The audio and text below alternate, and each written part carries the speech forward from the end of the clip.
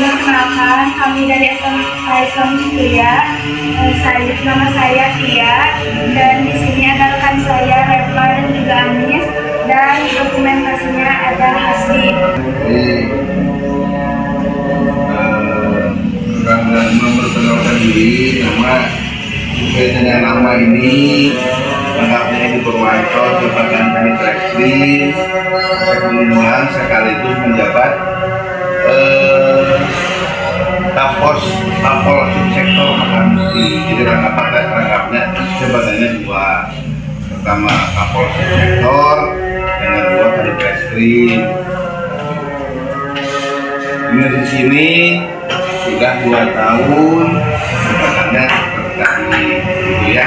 Nah, Lebih lanjut, di sini saya mengambil temanya yaitu menyimak tentang kasus pelanggaran hak dan juga kewajiban sebagai warga negara. Di sini ada beberapa pertanyaan untuk Bapak yang mungkin bisa dibacakan oleh rekan saya. Bagaimana Bapak melihat hubungan antara hak dan kewajiban warga negara dalam kehidupan sehari-hari?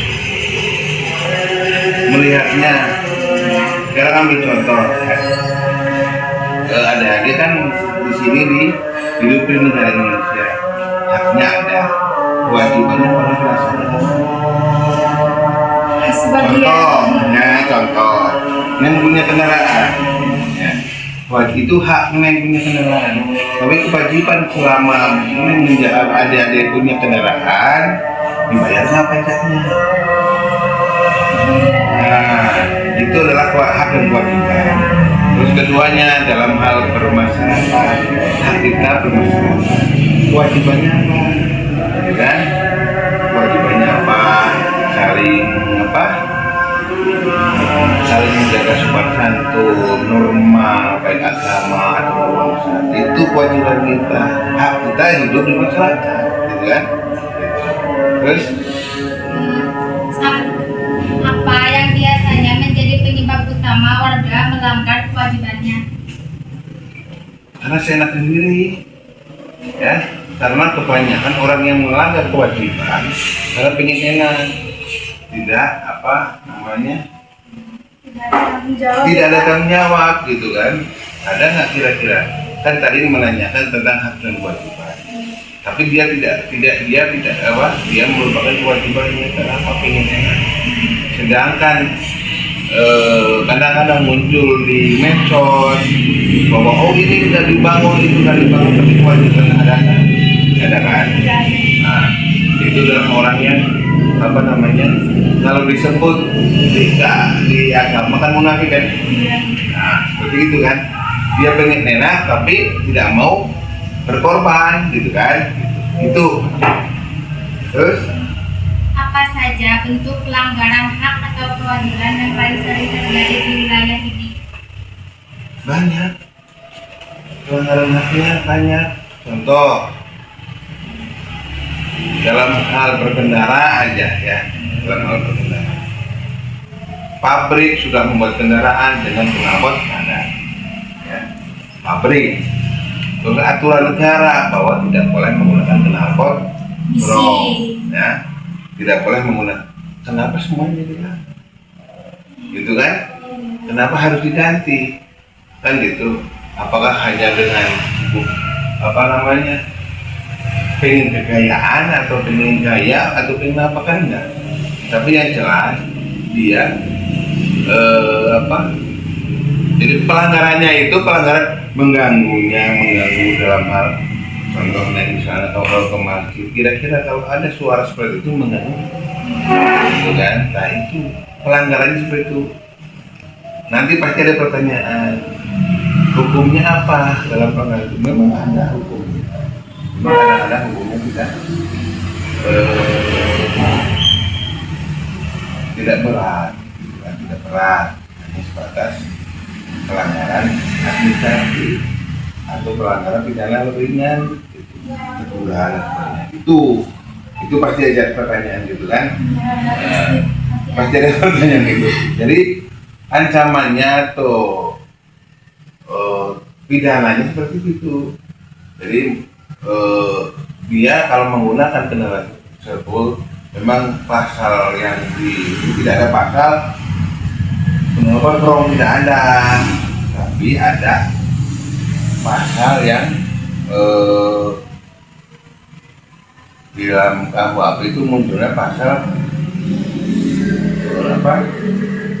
mengganggu ketertiban umum, mengganggu ketertiban umum. Jadi kenapa itu kadang-kadang saya lewat orang lagi sholat mas terganggu. Memang kalau sholat nggak ada terganggu karena apa? Cuma yang lain yang tahu bahwa itu benar sholat kan mas terganggu kan ya.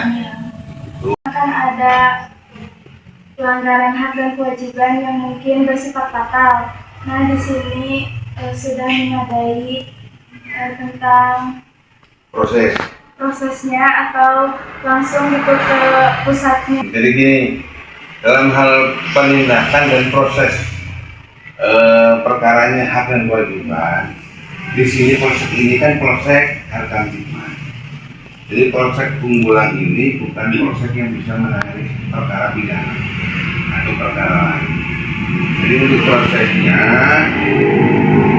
dilimpahkan ke Polres. Jadi kalau di sini perkaranya dilimpahkan ke Polres. Jadi perkara apapun baik sedang ambil berat dilimpahkan ke Polres karena polsek ini hanya polsek. Di Garut ada beberapa polsek Harkamtibmas yang tidak bisa memproses perkara. Nah, salah satunya Unggulan pakainya itu salah empat sebenarnya, salah empat. Jadi kalau misalnya ada kejadian penganiayaan, kejadian pencurian, terus pelakunya tertangkap, kita lemparkan ke Garut, jangan didiamkan. Proses cukup, istilahnya kita serahkan ke Polres biar Polresnya menangani perkaranya. Itu. Dilanjut untuk pertanyaan terakhir, yaitu apa peran masyarakat dalam membantu kepolisian dalam menyelesaikan sebuah kasus? Ada beberapa program, ya, ada beberapa program kalau masyarakat kan belum bisa menyelesaikan, belum bisa membantu dalam perkara kasus. Cuma ada beberapa program, contohnya di desa, terus di polisi, di polsek juga ada. Ya. Itu ada program di desa itu kalau nggak salah RJ. Restoratif justice, jadi penyelesaian secara musyawarah. Polsek juga sama. Jadi bukan orang per orang yang bisa menyelesaikan, tapi lembaga. Maksudnya desa. Jadi kalau ada masalah di lingkungan, neng atau adik misal pasea, tidak harus ke polisi, gitu kan? Tidak harus ke polsek, tapi nanti saran dari polsek, tolong selesaikan di desa, karena desa sudah ada tata cara atau program secara RJ, jadi mufakat sekarang ke polsek gitu. Jadi gitu, jadi bukan orang per orang yang bisa menyelesaikan masalah, karena kalau orang per orang menyelesaikan masalah timbulnya nanti emosi karena akan berpihak. Maksudnya berpihak ini masih saudara saya, ini masih keluarga saya, ini masih kerabat saya, akhirnya mau lihat salah satu, pasti yang tadi salah, ya. Makanya bukan orang per orang, tapi pemerintahan desa, polsek, gitu kan? Itu. Apakah jadi bahan pertanyaan? Apakah orang bisa menyelesaikan? Tidak bisa. Karena aturannya bahwa kami tidak bisa menyelesaikan kecuali saran untuk penyelesaian di desa sama, gitu kan? Ya, gitu.